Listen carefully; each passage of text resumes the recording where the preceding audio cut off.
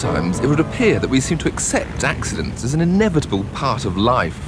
Are any of you making any allegations against anyone else, or was it a case of someone stopped and banged in the back? No, that van came down and ran straight into the back of me and pushed me into him and obviously into the one in front. He did he? While there's often dispute over the causes of accidents, it's usual to blame the drivers. Going too fast, travelling too close. But what about the vehicles we're driving? The law concerning cars has just been changed to make them safer. But how many people know about it? I haven't got a clue. There's something about a carburetor or something. Unleaded. If I said something to do with tyres, would that help? Oh yeah, the tread's got to be deeper now. 3 millimetres. Don't know.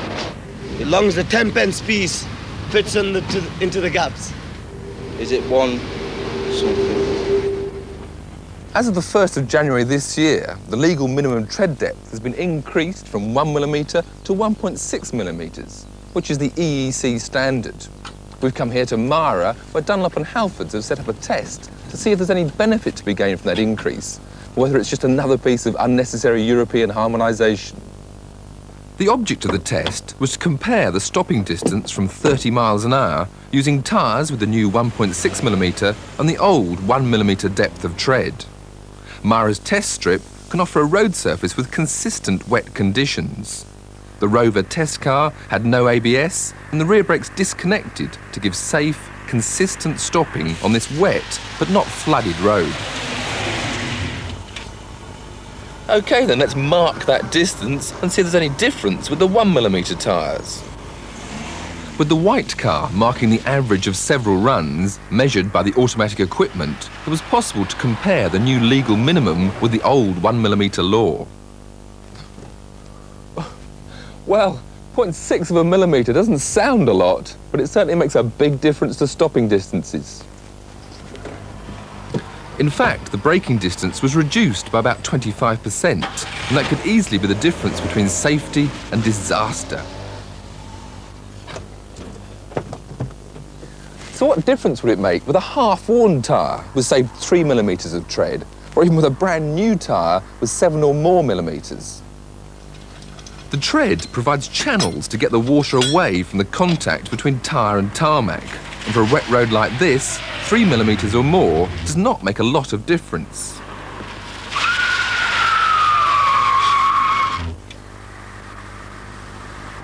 Move to a flooded track and repeat the exercise, and now the 3 millimetre tyre is much worse, as its channels are saturated. But with the full 7 millimetres of tread, the stopping distance is unchanged. But suppose there's no tread at all? Back on the wet strip, steady speed, emergency stop.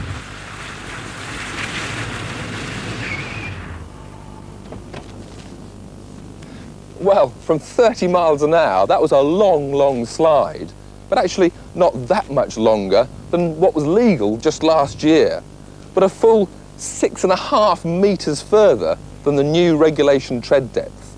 So clearly, that switch to 1.6 millimetres really is of benefit. But if that tread is so important in the wet, what happens in the dry?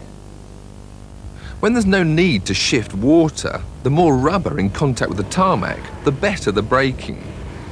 Switch on the automatic equipment and head for a dry strip of road, keep to a steady 30.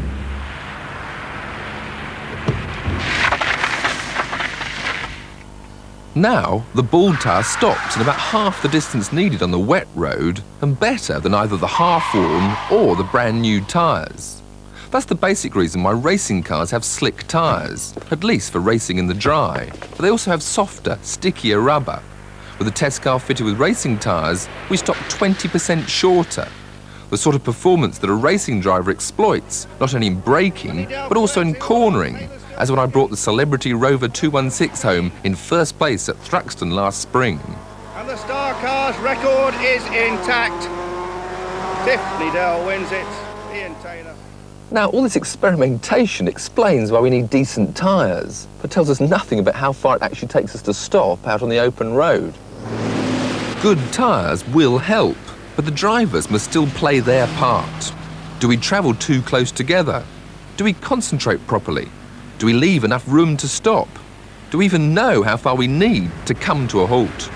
60 miles an hour is the limit on a road like this, and it seems safe enough. But how easy would it be to stop if a tractor pulls out, or the lorry parked just round the corner? How much room would I need to stop? The Highway Code recommends allowing 2/3 of a second for thinking time. That's 20 yards at 60 miles an hour. Then the code says allow 60 yards for braking on a dry road with good brakes, making a total of 80 yards to stop from the instant of spotting the danger.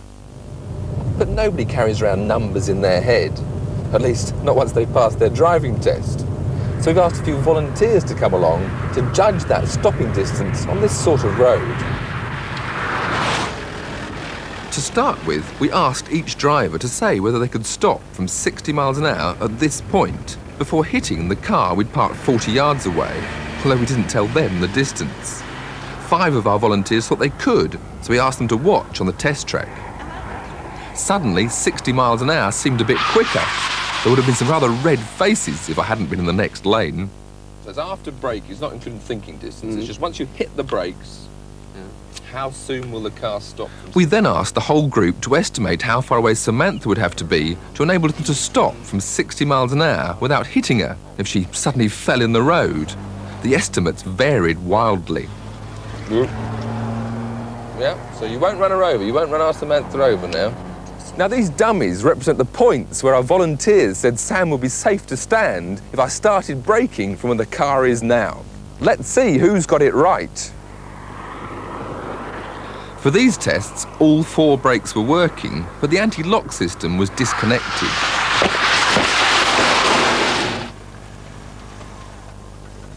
Now that should surprise a few people. I think when there was just one person standing there, it was very deceiving, and it really put me out anyway. Quite surprised, actually. When you're stationary, you're looking at it from a different point of view. I think the noise of hitting the models was frightened me more than anything. Yes, very surprising. It is a long way, yes, yes. Quite surprised. On the run-up, I thought that I probably got it wrong, but looking at it, we're right. I just thought, well, it was a safe distance. Yeah. I like to be on the safe side. In fact, our stopping distance in wet conditions was better than that quoted in the Highway Code for a dry road. When we activated the ABS, as you'd expect, the performance was even better. In our tests in the dry, we stopped in 2/3 of the distance quoted as the best to be expected according to the code, and that's just half of the distance needed to pass the MOT test. In other words, on a dry road, a modern car can stop 100% better than the legal minimum requirement. There is one class of vehicle where braking doesn't achieve such effective results. HGVs have the same legal minimum braking requirement as cars, but at best, they rarely exceed that minimum by much over 20%. With an articulated lorry weighing up to 38 tonnes, there's a lot of energy to dissipate. As a result, the brakes are more prone to fade, the tyres are harder to give an economic life,